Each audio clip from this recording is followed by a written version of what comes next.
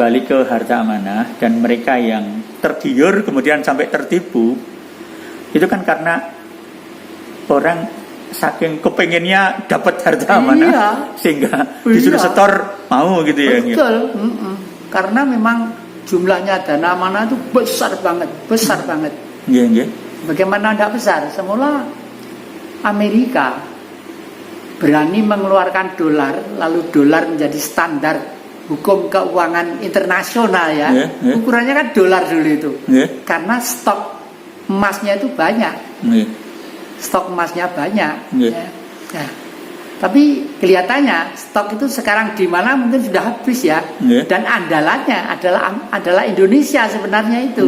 Oleh karena itu Amerika berusaha terus-menerus ikut campur secara tidak langsung kondisi politik di negara-negara dunia ketiga, khususnya Indonesia. Ikut campur, termasuk waktu Bung Karno diturunkan 65, itu ikut campurnya Amerika itu besar banget itu.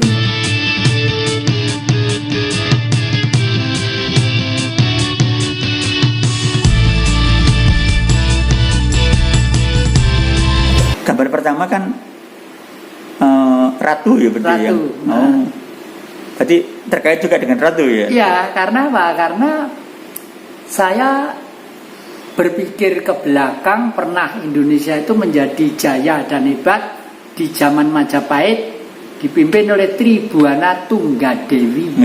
Nah, Tribuana Tunggadewi adalah cucunya Ken Dedes yang sekarang tempatnya itu tidak jauh di Kota Malang di sini di daerah Tunggul Wulung sana. Oleh karena itu saya ngengremi di Sumber Nagan Singosari sana karena tempat saya itu adalah kebun saya itu adalah bekas kerajaan Singosari.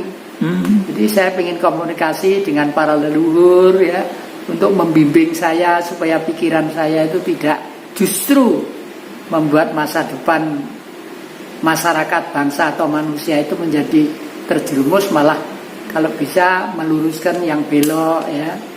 Yang ini kita anukan gitu. Yang jelas agar masyarakat tidak makin banyak yang tertipu, ya perlu waspada gitu ya. Iya.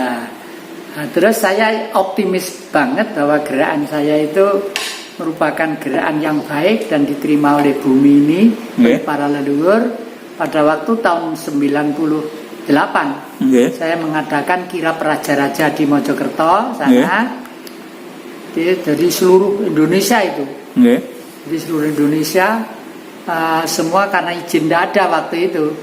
Raja-raja setelah menginap di Surabaya pada Wungon lelean di Pintu Lawang di sana Trowulan ya. Terus kirap gitu lah. Waktu itu saya dapat sponsor dari salah satu asuransi ya kan? Untuk sponsor itu untuk saya berikan ke kampung-kampung. Waktu itu setiap kampung, setiap kepala desa saya kasih 1 juta untuk supaya masyarakat itu memasang janur kuning di pelengkongke, di gawangannya sama nyirami dalan-dalan supaya tidak debu gitu. Terus saya waktu itu sudah pakai pakaian raja, punya pakaian raja yang sekarang saya pakai ini. Ini pemberian dari mendiang Pakubono ke-12 ya. Solo ya. Nah, Solo, ada yang dari Jogja, ada yang dari Cirebon. Ya, terus pakaian saya bungkus di kuburan di belakang itu ya. Terus begitu raja-raja jalan, saya ke kuburan dulu pakai pakaian gini, saya terima mereka. Lalu di sana itulah di pendopo Trowulan itulah saya diangkat sebagai Praba Raja Jagat Jawa. Praba Raja Jagat Jawa. Praba itu kewibawaan, raja itu kedudukan, Jawa itu wilayah. Terus saya oleh mendiang Pakubono ke-12 karena saya itu sebenarnya resi, kata beliau itu. Resi itu artinya pendito sing wis seneng turut-turut gunung gitu lah ya. Tapi kalau masalah nasional ada apa-apa selalu tampil dan selalu berusaha untuk di depan gitu lah ya. Makanya saya diberi gelar oleh beliau Kanjeng Kiai Pangeran Kusumoyudo. Kanjeng Kiai Pangeran Haryo Kusumoyudo gitu. Ya, tapi sehari-hari saya tetap bergaul dengan nama Ki Jati Kusumo. Di warung-warung enak, klesetan turut rombeng ya enak gitu.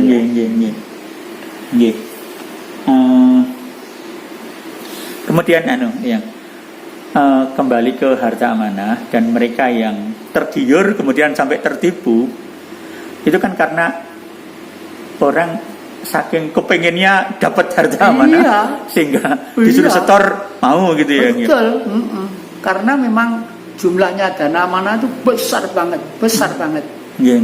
Bagaimana tidak besar? Semula Amerika berani mengeluarkan dolar, lalu dolar menjadi standar hukum keuangan internasional ya. Ukurannya kan dolar dulu itu. Karena stok emasnya itu banyak. Stok emasnya banyak. Ya. Nah, tapi kelihatannya stok itu sekarang di mana mungkin sudah habis ya. Dan andalannya adalah Indonesia sebenarnya itu.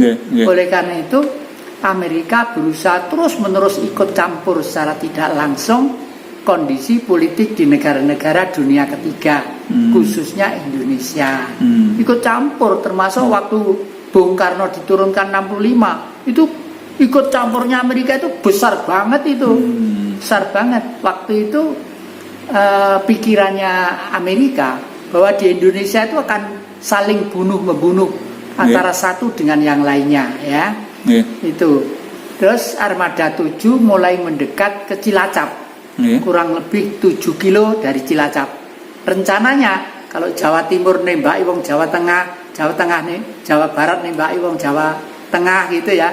Itu akhirnya dibagi senjata semua supaya habis gitu loh. Itu taktik mereka itu selalu seperti itu. Untung Bung Karno itu pikirannya masih begitu sangat sehat dan kuat. Jernih sekali. Jernih ya. Lebih baik saya yang robek dada saya daripada rakyat dan bangsa saya yang hancur. Itu akhirnya ngalah itu.